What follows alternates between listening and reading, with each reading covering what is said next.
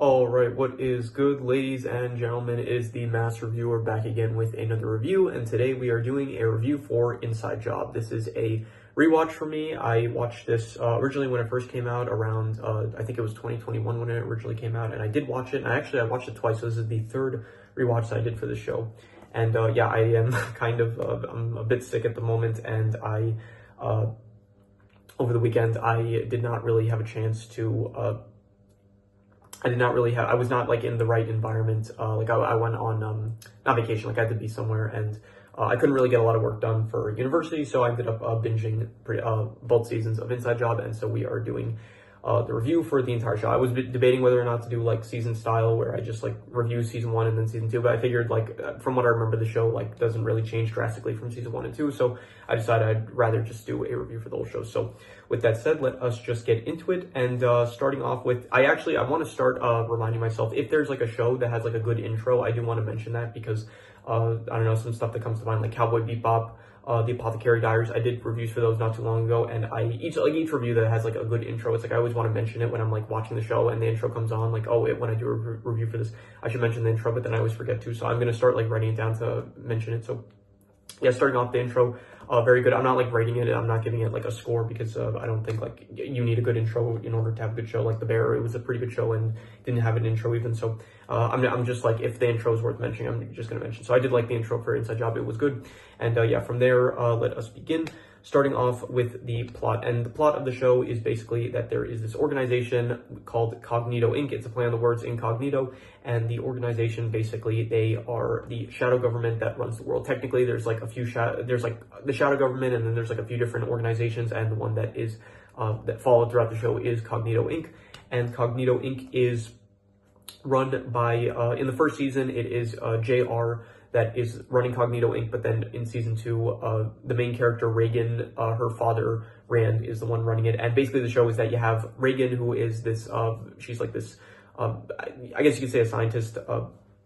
She's this very smart person, and she deals with basically stuff related to the shadow government. Like each episode, it's like there's a different thing going on. Like in one episode, they have to, I don't know, like, it's like different stuff happens each episode. There's one where it's like Reagan's mom gets married, and then there's like flat earthers that take over the yacht. There was another one where they go to the moon, and then it's like they have to stop Buzz Aldrin and a bunch of like moon people from doing some evil stuff. There was one where it's like you have Keanu Reeves, and he's like sucking blood from women in order to stay young. And it's like very much like they take a lot of conspiracy related stuff that you see in pop culture, like celebrities sucking blood, flat earthers and stuff. Like any conspiracy you think of, they pretty much mention here. Like they have the Mothman, Sasquatch, just like a bunch of conspiracy related stuff is in the show. And the plot of it is that basically each episode, it kind of deals with something. In season 1, it's more episodic. There isn't really much of a plot going on. It's mainly just like, I guess, in season 1,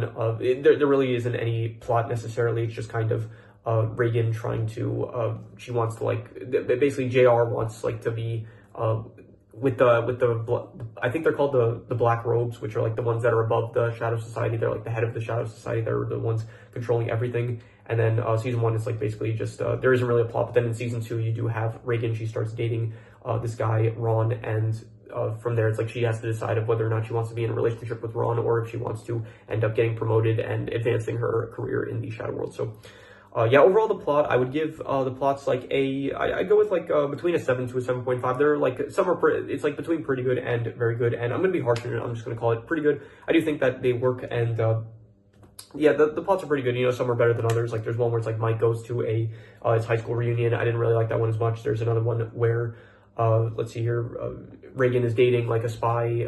That's another one. There's one where it's like Brett ends up becoming this like really popular new show host and stuff. That like each episode is different. You know, some are better than others, but overall I think that they are pretty good. So anyway, in terms of the characters, once again, I will be doing a character ranking as usual, so I'm not really going to get too in depth with them, but I do think that Reagan is a good lead.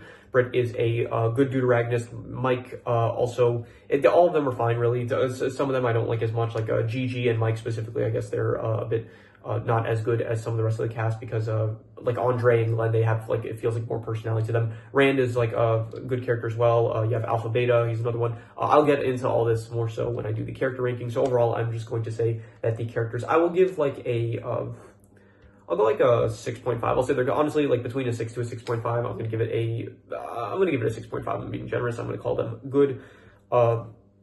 Yeah, good characters. I'd say nothing like too great or anything, but overall like good characters. I'd say so.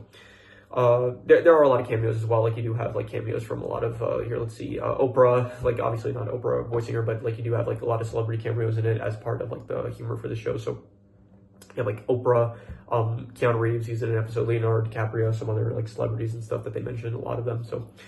Anyway, the settings. The settings is most of it does take place in Cognito Inc., which is like this building where they basically do all of the shadow work of the shadow government. And other than that, like you do have some other, nothing really too memorable. Any other look? I guess there's like the cluster of the Earth where for like the Mike high school reunion episode, they go to the moon in one episode. They are on a yacht for Reagan's mother's self-wedding in another episode. And so you do have like some interesting settings here and there. So I'm going to say the settings are, I'm not going to go like very good. Nothing's like too memorable, but I'll say pretty good. They're pretty good settings, I'd say. So in terms of the comedy is, it's fine. It's nothing like made me laugh out loud too much, but I do think that the jokes are, they're fine. Like there's some good, jokes in there, some clever stuff. They do make a lot of pop culture references, which is, I do think that they are pretty good overall. And so the comedy, I would just give like I'd go like a 6 out of 10. I'd say it's like above average. Like, I don't know, when I think of comedy, I kind of like rate this more so like how much did it make me laugh? And I think there were some moments I laughed here and there. It's like definitely a good comedic show. It's more like entertaining than comedic, I'd say. So like when I think of comedy, like I think of like, I don't know, I rated like the Naked Gun movies, those I gave like a high score because those like actually managed to like have really good jokes that made me laugh. This is like less so, it's like it made me laugh, but more so I was like entertained by the plots of the episode. So yeah. In terms of the drama, I guess it stems a lot from just Reagan's relationships, whether it is with her father, whether it is with Ron in the second season. A lot of it is just Reagan dealing with a lot of emotional baggage, I guess, that she gets from her family as well as from the people around her and stuff. And I think that it is, it's like, I'd give like it's fine. It's like I'm not the most invested in it. I'd give it like probably I'd go like a 6 out of 10. Yeah, I'll go like a 6 out of 10. I'd say it's like above average, I'd say. I do think it's kind of weird. I'll say this, like in the second to last episode of season 2, you do have like this whole episode where it's like Randy's using Project Reboot in order to try to get a timeline where both Tomiko, who is Reagan's mother, as well as Reagan, like he's trying to find a timeline where both of them do, where it's like both of them don't hate him. So like he's trying to find a timeline where it's like he's happy with his family and stuff. Now that I think of it, it's kind of like reminiscent of Steins Gate, where it's like you had Okerman trying to find a time. Spoilers, I guess, for anyone that wants to see Steins Gate. Skip ahead like I don't know, 20 seconds. It did remind me of like when Okerman was trying to find a timeline that both. I always forget her name, like Christina. That's what he calls her, but I always forget like the Deuteragus of Steins Gate's name, Christina and Mayuri. That when he's trying to say both of them. So. Just right now, I thought of that, kind of reminiscent of that. Actually, this is gonna piss me off. I always end up forgetting her name, and I always like want to remember it because I don't know why I always forget. I think it's called like I don't remember. I'm gonna pause it and just check real quick. This has nothing to do with the video, but I'm just gonna check anyway. So be right back. Yeah, her name was Kurisu Makise. I don't know why her name is like so difficult for me to remember. It's like Steins Gate is one of my favorite anime, and yet I still can never remember the Deuteragonist's name. So. Yeah, Kurisu Makise or Christina, which is what Okerman calls her. Anyway, this is like completely off topic, but anyway. So yeah, I would give the drama a 6 out of 10. It's above average. It's like, it's fine. It's not the most interesting. It is definitely a shame that this show ends on season 2. So they do kind of do a decent job of like building up with the cliffhanger of at the end of season 2, where it's like you're starting to find out like who the shadow government is like truly run by, who are the robes controlling everything. And so that is interesting, but it is a shame that they did not end up continuing with the show. Sadly, for some reason, Netflix decided to cancel this. I don't know why. Yeah, anyway. The conspiracy aspects. This is the speciality of this show, the conspiracy stuff. And I would give all the conspiracy stuff, I would give it I would say like a 6.5. It's good, I'd say. Maybe I'm being a bit harsh with that. Maybe it's like more like a 6.5 to a 7, but I am going to be harsh with it. I'm just going to call it a 6.5. I do think that it is definitely, it's good. It is definitely like all the, the jokes that they make about like how, I don't know, certain celebrities or like reptilians or vampires and stuff, as well as like the moon. There used to be two moons and stuff. Like all of it is like, it's fine. They definitely take a lot of stuff that you would recognize from like pop culture, like those kind of conspiracies and stuff. So all of it, I'd say it's good. So in terms of the worst thing, I think the worst thing is I'm not really sure. By the way, I don't think I ended up finishing what I was going to say earlier. Rand, at the end of season 2, he like at the second to last episode of season 2, he ends up like trying to find this timeline where both Reagan and Tomiko, where they end up loving him instead of hating him. And I was going to say, it's good. I liked it. It's like emotional and stuff, but however, it doesn't really feel that great coming right after the episode where Rand is like trying to trick Tomiko by having Alpha Beta pose as like Rand gets Alpha Beta to pose as him in order to get Tomiko to fall in love with him again. And so it's like you show like right the episode before, you show how much Rand just does not care about like making the effort to have Tomiko love him again, and then in the very next episode it shows like how desperate he is to try to get her back and stuff. So it didn't feel like it worked very well with that. So but anyway, the worst thing I would say is I get maybe that I would say is the worst thing, but I don't know. Does anything come to mind? Anything else?